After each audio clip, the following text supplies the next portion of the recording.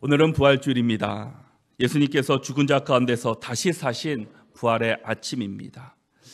예수님이 사망 권세를 이기시고 부활하심을 축하하는 이 기쁜 부활의 그 아침에 다시 한번 주님의 능력과 또 주님의 영광과 은혜가 우리 모든 가정과 우리 모든 삶 가운데 함께 하시기를 축복합니다.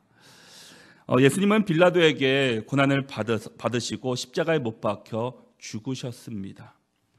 로마 군인들이 예수님이 완전히 숨을 거두신 것을 확인하고 무덤에 예수님을 넣고 돌로 맞고 임봉을 합니다. 그리고 군인들을 시켜서 그 무덤 앞에서 24시간 철통 경계를 하면서 그곳을 지키도록 했습니다.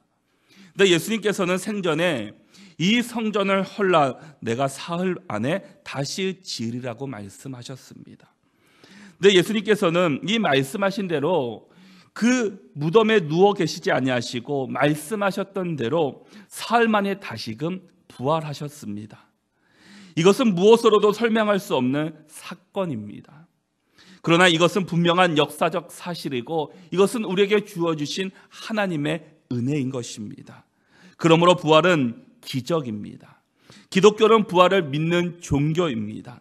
기독교는 기적을 믿는 종교입니다. 그러게 우리 모두는 이 부활의 기쁜 소식을 믿으며 하나님의 은혜를 기억하며 살아갈 수 있는 우리 모두가 다 될 수 있기를 바랍니다. 고린도전서 15장은 부활의 교리를 체계적으로 입증하고 있는 부활장으로 우리에게 알려져 있는 본문입니다. 기독교를 비롯한 대부분의 종교에서는 영혼 불멸, 인간의 육체는 죽어서 없어져도 영혼은 영원히 존재한다는 관념이나 사상을 믿고 있습니다. 영혼 불멸을 믿고 있다고 해서 모든 육체의 부활을 믿지는 않습니다.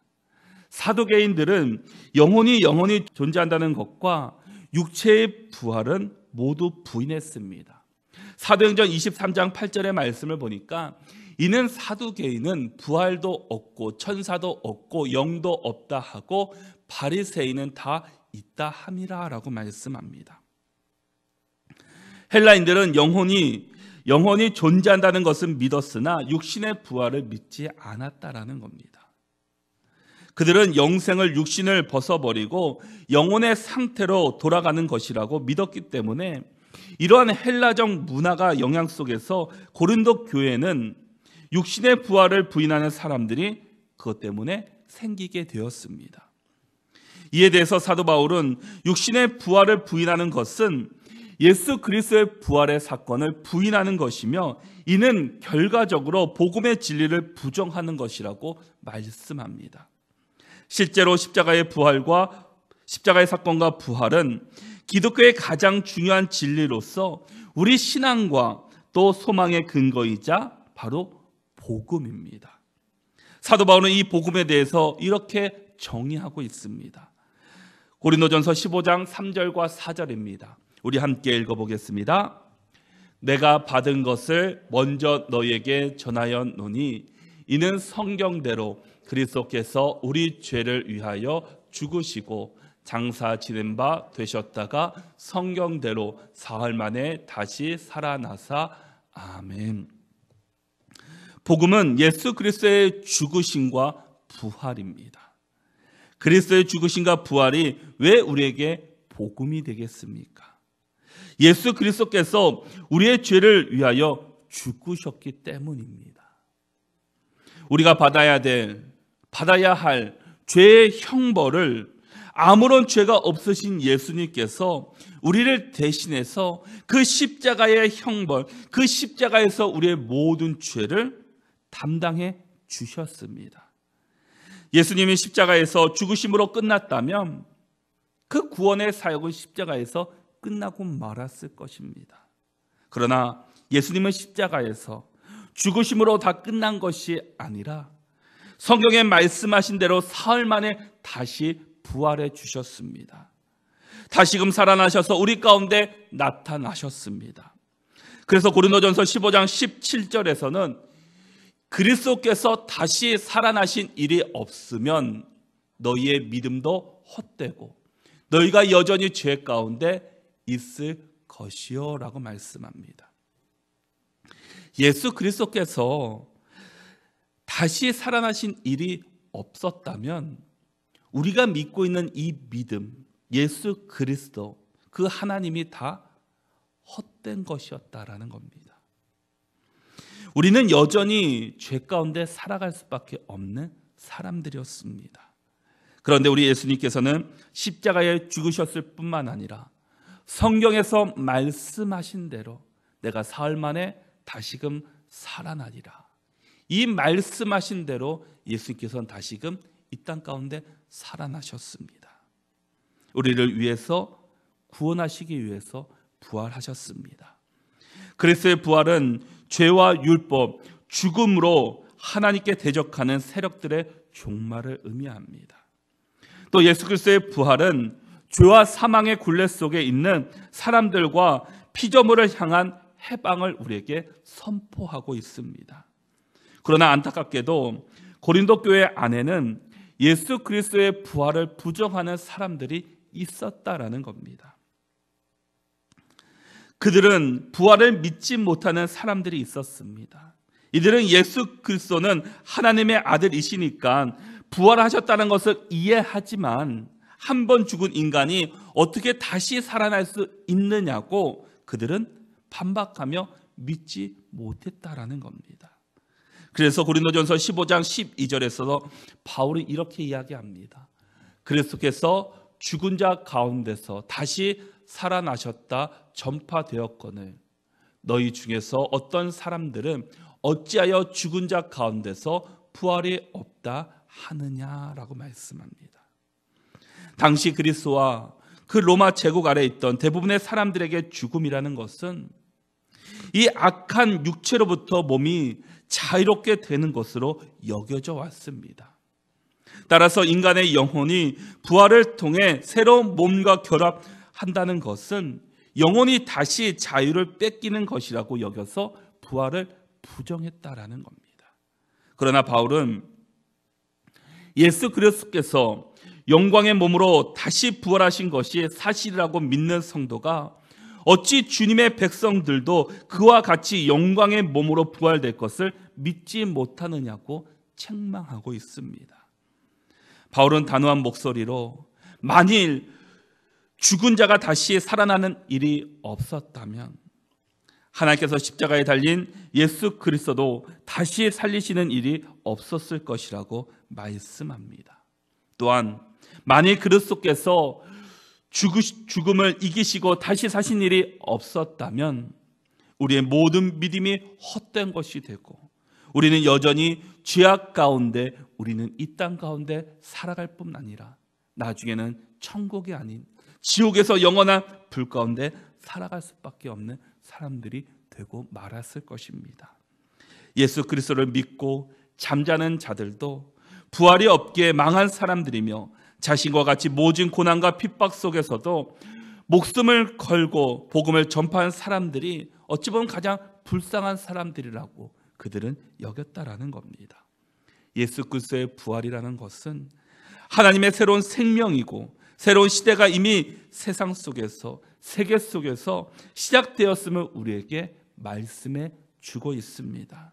또한 사도 바울은 그리스도의 부활 사건을 대해서 사도 바울 자신 외에도 대부분 당시 사람들에게 살아있던 게바와 12 제자들, 500여 성도들, 그리고 야고보에게, 그리고 모든 사도들이 목격하고 있다고 말씀해 주고 있습니다.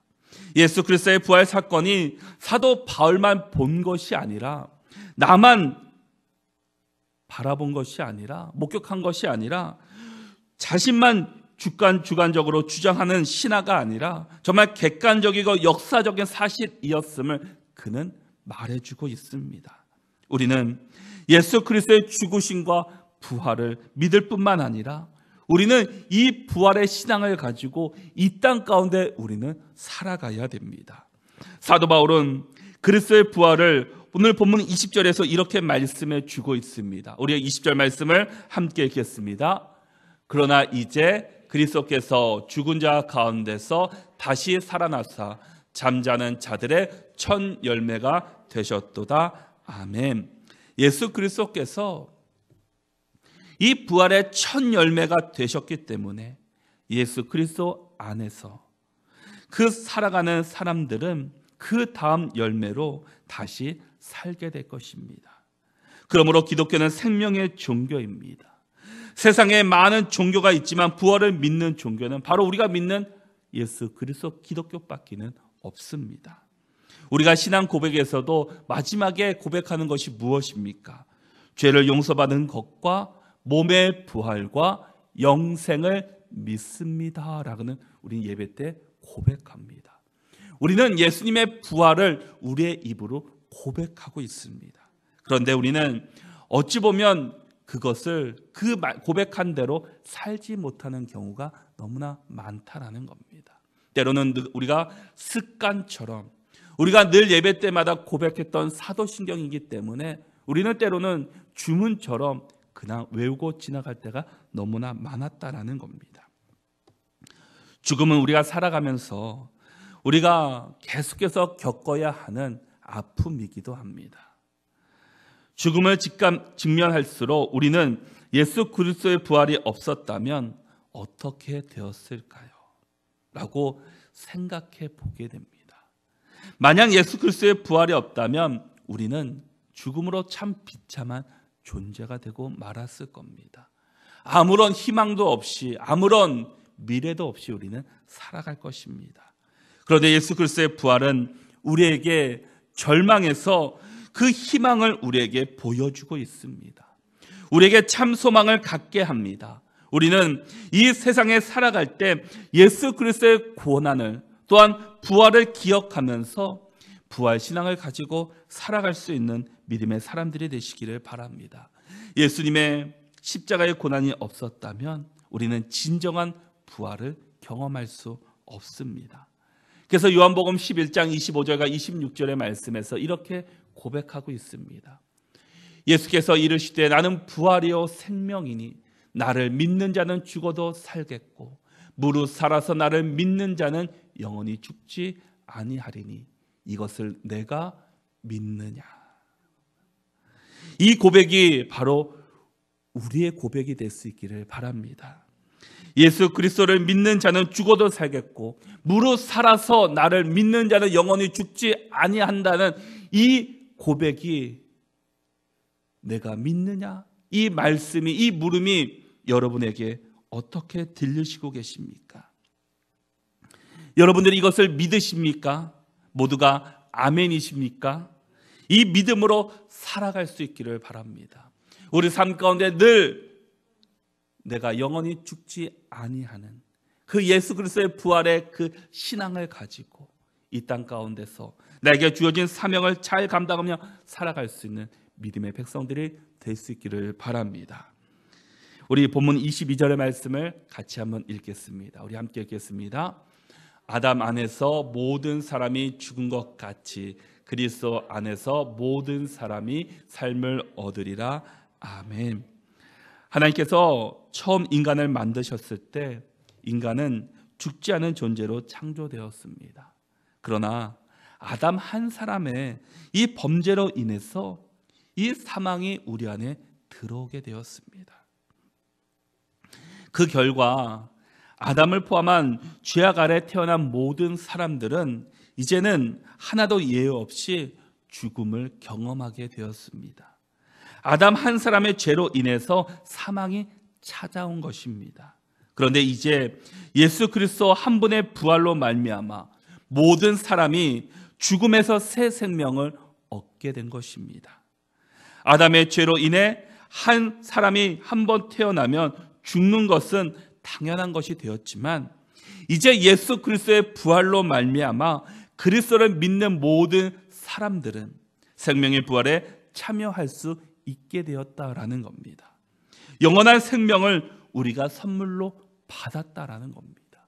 그러기에 우리는 이 땅 가운데 살아가는 삶으로 우리가 끝나는 삶이 아니라 예수 그리스도의 부활로 말미암아 우리가 죽음 이후의 삶이 분명히 정해져 있다라는 겁니다. 죽음 후에는 분명히 두 갈래의 길로 나눠지게 됩니다. 하나는 지옥이고 하나는 하나님의 나라 천국입니다. 그 갈림길에서 하나님을 믿는 사람과 믿지 않는 사람들의 차이가 달라진다라는 겁니다. 그런데 이 달라진 후에는 이쪽에서 이쪽으로, 이쪽에서 이쪽으로는 넘어갈 수 없다라는 겁니다. 한번 죽음 후에 정해지면 그것으로 영원히 끝난다라는 겁니다. 그것은 바로 예수 그리스도의 십자가와 부활로 말미암아 우리에게 주어진 새로운 길이었다라는 겁니다. 그러기에 우리가 새 생명을 받은 그리스도인으로서 그렇다면 우리가 이 세상 속에서 어떻게 살아가야 합니까? 우리가 부활 신앙으로 살아간다는 것이 무엇을 말씀하고 있는 것입니까? 부활 소망을 가지고 살아가는 그리스도인이라면 우리가 과연 이 땅 가운데서 어떻게 살아가는 것이 정말 하나님의 나라를 위해서 그리스도인으로서 살아가는 모습이겠습니까? 고린도전서 15장 57절과 58절의 말씀을 우리가 같이 한번 읽어보도록 하겠습니다. 우리 함께 읽겠습니다. 우리 주 예수 그리스도로 말미암아 우리에게 승리를 주시는 하나님께 감사하노니 그러므로 내 사랑하는 형제들아 견실하며 흔들리지 말고 항상 주의 일에 더욱 힘쓰는 자들이 되라. 이는 너희 수고가 주 안에서 헛되지 않은 줄 알미라. 아멘. 부활 소망을 가지고 살아가는 우리 그리스도인들이 가져야 될 마음이 무엇입니까? 먼저는 견실하며 흔들리지 말고 항상 주의 일에 더욱 힘쓰는 자로 살아가야 합니다. 사람이 자신이 누구인지를 알 때 무엇을 해야 하는지를 분명히 알아갈 수 있습니다. 어떤 상황에서도 흔들리지 않고 주의 일에 힘쓰는 자들이 될 수 있습니다. 사람은 하나님 앞에서 모두가 죄인입니다. 수많은 사람이 자기 영광에 취해 살아가는 이유는 자기 자신의 정체성을 알지 못한 채 이 세상을 살아가고 있기 때문입니다. 하지만 그리스도인은 자신이 누구인지를 정확하게 알아야 합니다. 내가 누구이며 어디에 속한 사람인지, 내가 누구의 자녀인지를 우리는 분명히 기억하며 살아가야 합니다. 우리 모두는 하나님의 자녀일 뿐만 아니라 하나님 앞에서 저와 여러분들은 모두가 죄인입니다.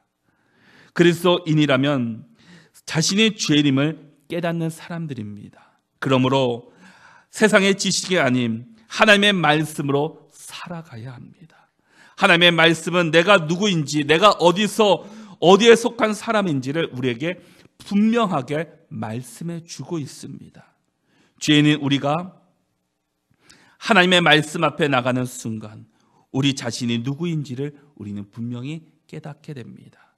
그리고 회개를 통해 예수 그리스도의 십자가를 믿음으로 받아들이고 죄인에서 의인으로 우리는 거듭날 수 있습니다. 예수님께서 의인된 우리에게 주신 사명이 있습니다. 하나님께 나와 예배 드리는 것입니다. 우리는 예배를 통해 하나님이 나의 삶의 왕되심을 고백하는 시간입니다. 예배는 정기적으로 드리는 행사가 아닙니다. 그리스도인의 정체성을 확인하는 시간이고 우리의 삶과 우리의 영과 진리를 하나님께 올려드리는 귀한 시간입니다. 우리는 죄인이고 하나님이 우리의 왕되심을 주인임을 고백하는 시간입니다. 그러기에 내가 하나님의 자녀임을 고백하는 시간이 되어야 합니다. 우리는 예배를 드릴 때마다 내가 누구인지를, 누구에게 속한 사람인지를 분명하게 알아갈 수 있습니다.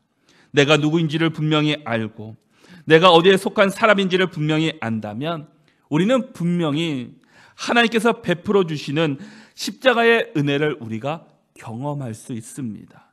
십자가의 은혜, 부활의 은혜는 우리 믿는 자들에게 주시는 하나님의 그 귀하신 축복입니다. 아무리 십자가의 은혜를 외치고 부활의 신앙을 외친다 할지라도 하나님을 부인하고 예수 그리스도를 믿지 않는 사람들에게는 이런 은혜가 우리 안에 있지 않다라는 겁니다. 우리가 먼저 나의 정체성이 무엇인지를, 내가 누구인지를 먼저 확인하고 정말 내가 하나님의 자녀로서, 주의 백성으로서, 참된 그리스도인으로서 살아갈 수 있는 믿음의 백성들이 될 수 있기를 바랍니다. 십자가 부활은 누구를 위해 있는 것입니까? 바로 나를 위해, 우리를 위해 주어진 하나님의 은혜인 것입니다. 그런데 그 은혜를 나만 받지 못한다면 얼마나 안타까운 일이겠습니까? 이 놀라운 하나님의 은혜를 우리 모두가 경험할 수 있기를 바랍니다. 우리는 하나님의 자녀들입니다. 하나님의 백성들입니다. 그런데 우리가 하나님의 자녀답게 살지 못한다면, 우리를 위해 자신의 모든 것을 내어주신 하나님의 마음이 얼마나 아프시겠습니까? 우리를 위해 모든 것을 내어주신 그 예수 그리스도의 사랑을 기억하며 믿음의 백성으로 살아갈 수 있는 믿음의 사람들이 다 될 수 있기를 바랍니다. 또한 우리가 이 부활신앙으로 살아간다는 것은 우리가 예수 그리스도 안에 살아가는 사람들입니다. 우리가 갈라디아서 2장 20절 말씀을 우리 같이 한번 읽겠습니다. 우리 함께 읽겠습니다. 내가 그리스도와 함께 십자가에 못 박혔나니 그런즉 이제는 내가 사는 것이 아니요 오직 내 안에 그리스도께서 사시는 것이라. 이제 내가 육체 가운데 사는 것은 나를 사랑하사 나를 위하여 자기 자신을 버리신 하나님의 아들을 믿는 믿음 안에서 사는 것이라. 아멘. 내가 십자가의 은혜로 부활의 신앙으로 살아간다는 것은 이제는 내가 사는 것이 아니요 오직 내 안에 그리스도께서 사는 것이다 라고 말씀합니다. 내가 사는 것이 아니라 우리 안에 예수 그리스도의 은혜로 살아가는 인생이다라는 겁니다. 사도 바울은 내가 그리스도와 함께 십자가에 못 박혔다라고 고백합니다.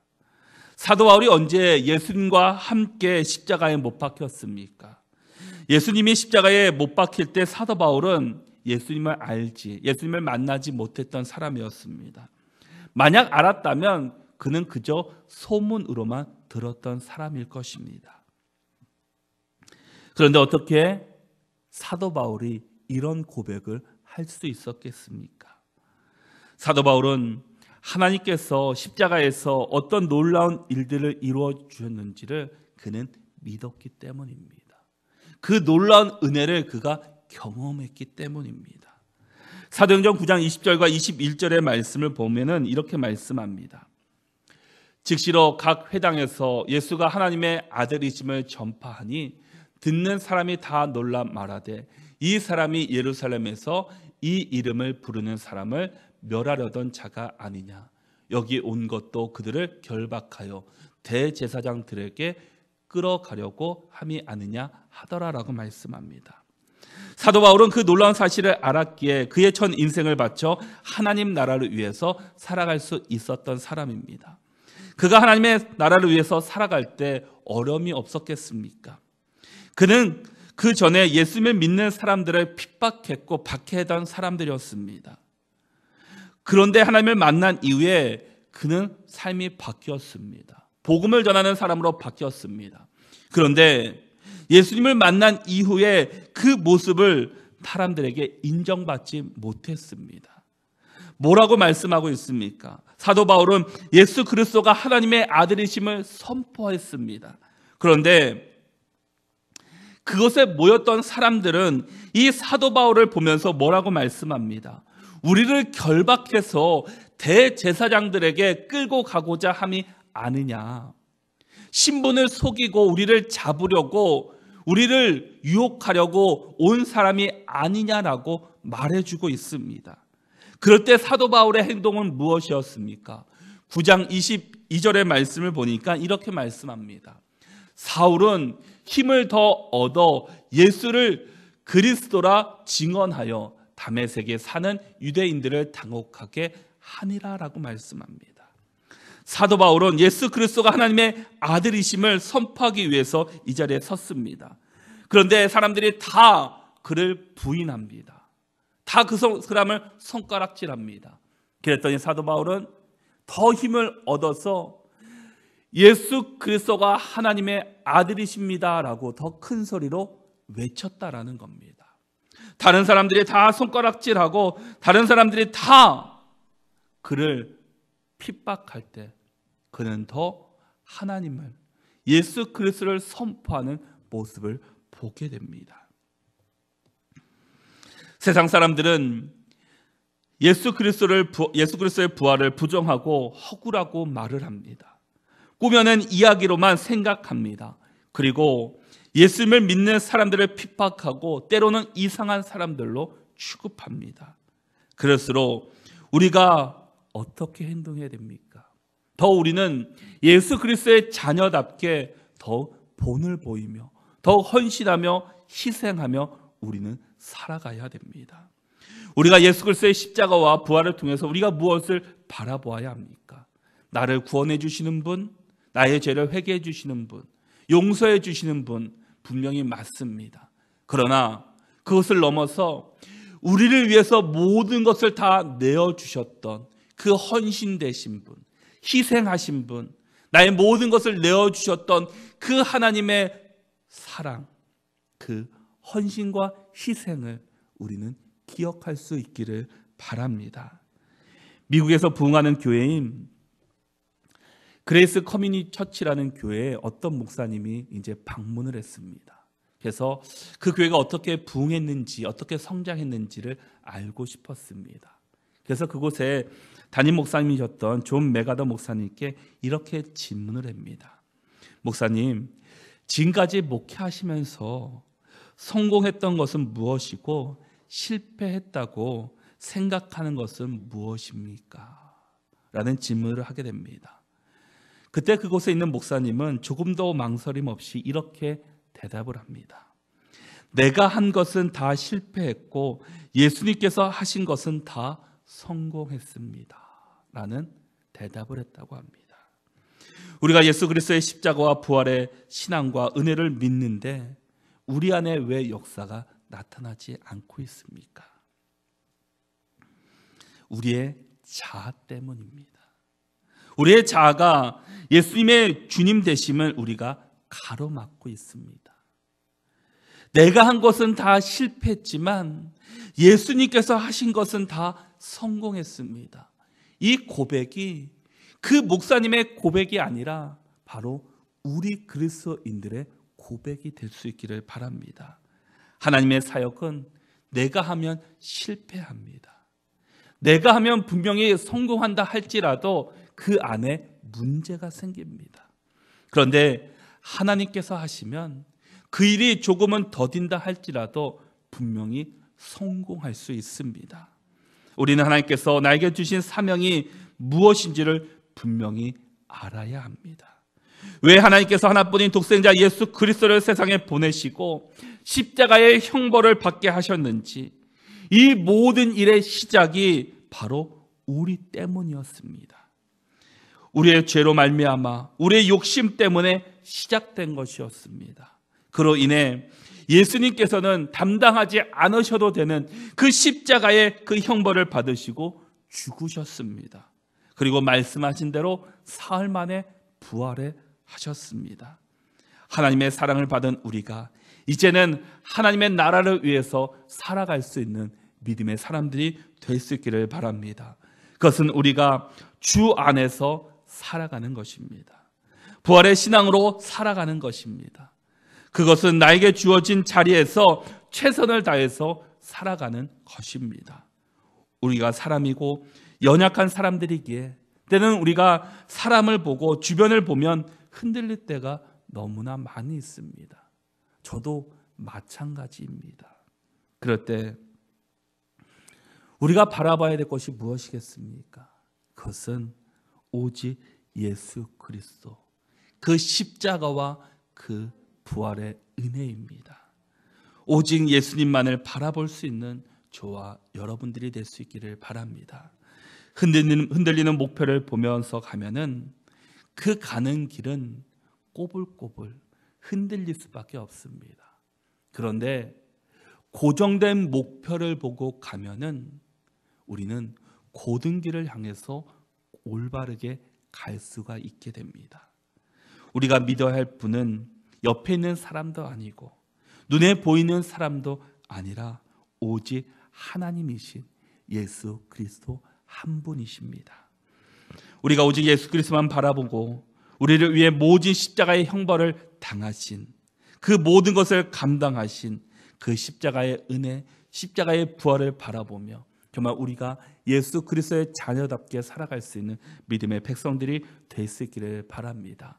우리 모두가 그 예수 그리스도의 십자가 부활을 다시 한번 기억하고 또 소망하며 오직 주님만 바라보면서 흔들리지 않는 믿음을 가지고 우리에게 주어진 자리에서 예수 그리스도 안에서 살아갈 수 있는, 또 부활의 그 신앙을 온전히 붙들고 바라보며 살아갈 수 있는 우리 모든 믿음의 백성들로 살아갈 수 있는 저와 여러분들이 다 될 수 있기를 바랍니다.